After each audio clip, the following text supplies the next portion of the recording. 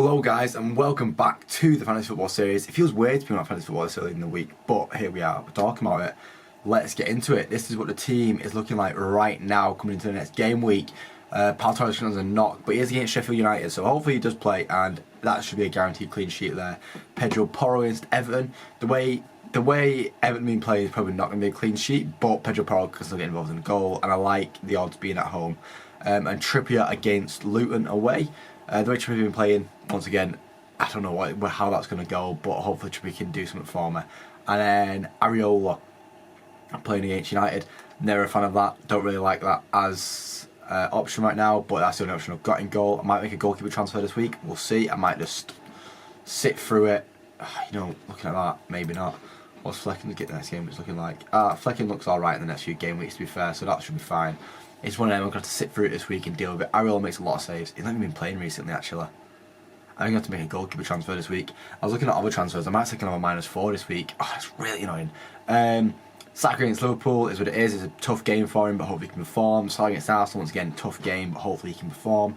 Sterling against Wolves. Sterling's been playing quite well recently, so hopefully we can see something.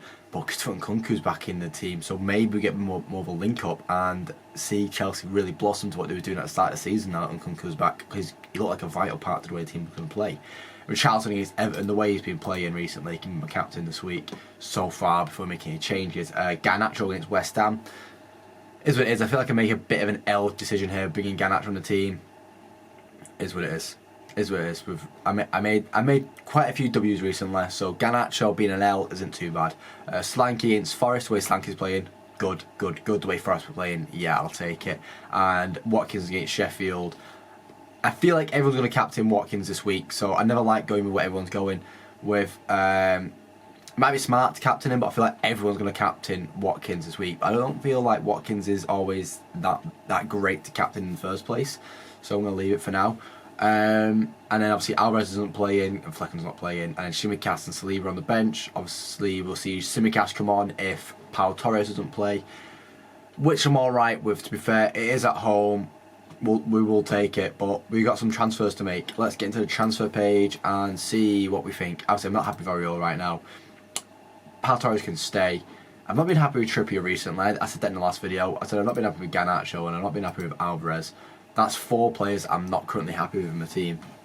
So the way to go about it is look and see who we can replace and whose fixtures don't look that nice coming up. Alvarez playing against Everton and Sheffield probably is going to stay.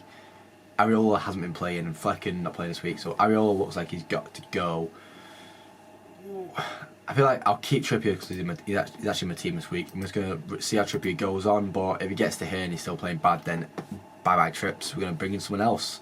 Maybe Trent Alexander-Arnold can come to the team. We'll see. But it saves me a lot of money taking Trippier out of my team as well, no matter who I do it for. Unless I do it for Trent, obviously. So it's really a goal. I want a new goalkeeper. So let's look at where I think a clean sheet will come this week. I think Fulham might be a clean sheet. They've been playing as well recently. It's been very nice. So maybe a Fulham clean sheet there. Maybe a Aston Villa clean sheet as mentioned, but I've already got an Aston Villa defender. Maybe a Bournemouth clean sheet, which could be very not predictable, I'd say. But yeah, I think it would be Fulham and bringing in Leno in the team, who is currently the top point earner in goalkeepers. So it's not a bad move on my part. I know it was Burnley, Bournemouth. Obviously 2 tough games there, but then Everton, Burnley, another game against Bournemouth there. Couple tough games. Go on. Well, yeah, Fulham, Leno can stay. He makes a lot of saves. That's what we like in a goalkeeper. Because clean sheets aren't guaranteed, but lots of saves, they can be guaranteed, really. And it just comes down to, do I want to take out Alvarez or do I want to take out Garnacho? Either way, this person that I bring in now is going to be starting this week, and I have roughly, I'd have 10 mil on a striker, or 8 mil on a midfielder. So I've got quite a lot of leeway. Jared Bowen, he's playing at United, and he's got the tough run. No thank you. Hwang Hee-chan's going to be leaving soon. I've got to think about this. Like, people like to bring in Kudus this week, but I don't want to bring in Kudus because he will be going off to AFCON soon, and it's just not a worthwhile transfer. Diaby plays United next week, but I do think against Sheffield, I do think Diaby would be one that's cooking. So Diaby's on that watch list. No, Balzai is not. Alvarez is still a top point earner. Cunha. Do you know what I do really like though? As I've already mentioned in this episode, I like how he is back. He's back. Nkunku, 7.3 million. A nice run of games coming up for him now. And this could be where he gets his run in the team and really starts to perform. But on the other side of that coin, Cunha is performing as well. Let's go on to Wolves and see how they're doing. When's Nettle back? That's what I want to ask a question. Oh, Nettle's back soon. You know, he's recovering. But Cunha's been playing really well recently, and at 5.7 mil, bargain. And it's not the toughest of runs he's got. He's got Chelsea, Brentford, Everton, Brighton, United's. You know, the way we've been playing, it's not an easy game for us. Wolves, Brentford. You know, it's average games, but that's the games Cunha's been performing in. Is these average games? We're getting results in the games.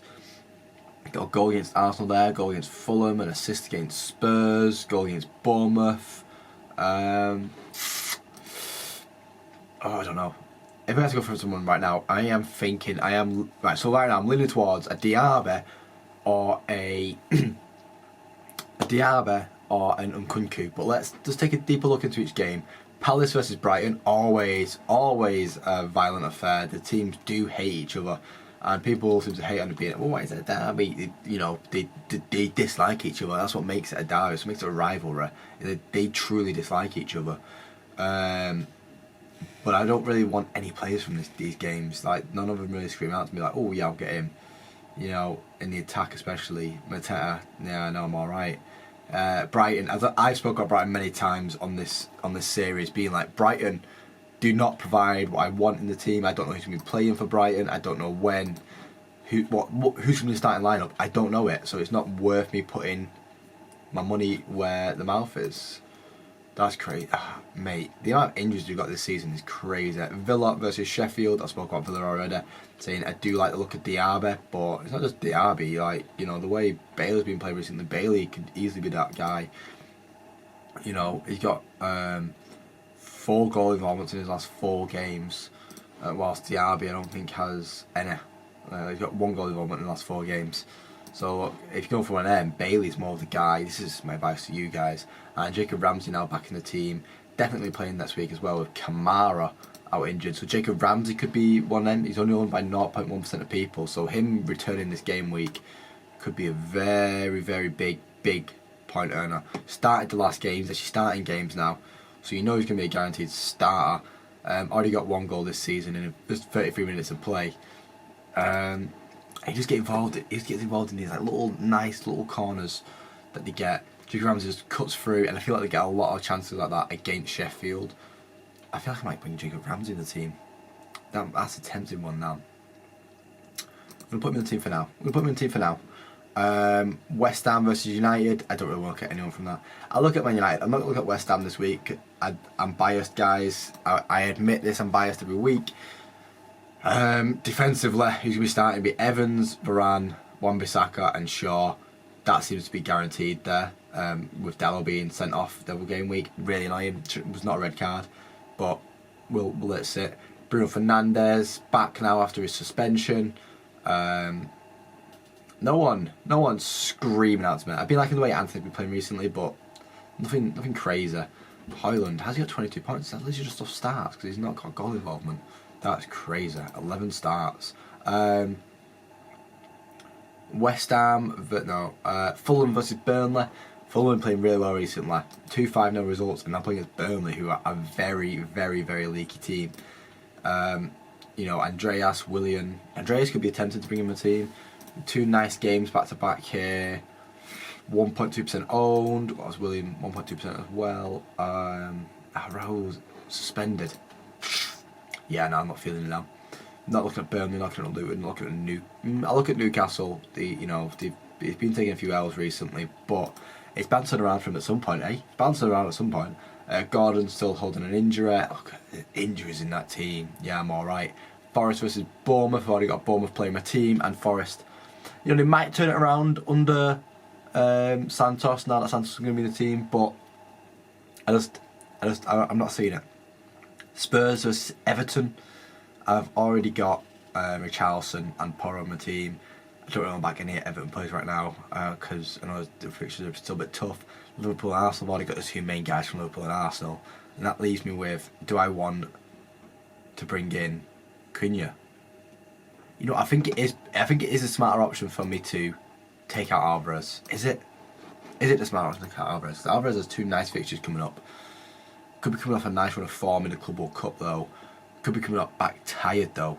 Really, they're coming from Saudi Arabia. The team is going to be a bit shattered against Everton away. Not really a game I fancy him for.